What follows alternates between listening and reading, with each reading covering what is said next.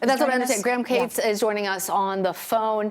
You were actually there in the courtroom. That's why you're joining us on phone. Tell us more about the atmosphere in the courtroom and what else you have been able to assess actually being there.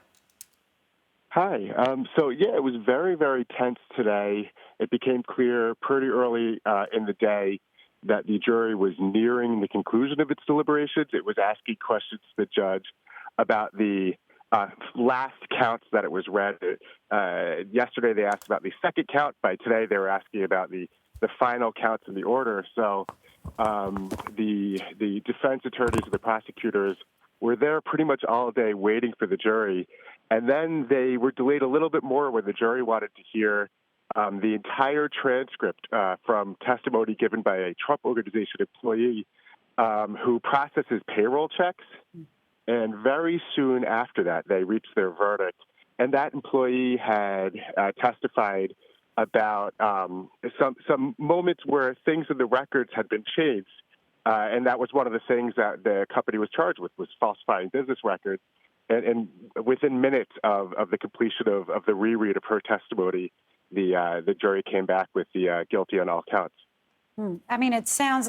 There were 2 days, of course, of testimony, and we thought because of how long this transcript would be, we wouldn't reach a verdict today.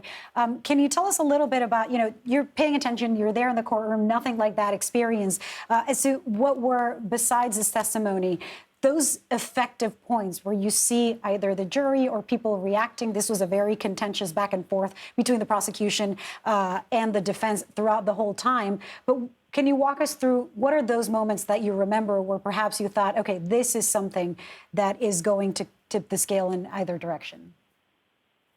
Well, today's testimony that they reread was interesting because it was the second time in the trial that someone had referred to information being deleted from Trump's personal ledger. And it seemed significant at the time, way back on November 15th. And then today, as they reread it, you could see almost every juror was taking appeared to be taking very, very detailed notes around that part. And it was impossible to not notice that they seemed to be taking more notes about the prosecution's questions and answers from today's reread, and almost no notes, it looked like, from the defense's cross-examination of that witness when that part was read. I saw one juror actually put away his pen when they got to the defense's cross-examination from this particular witness.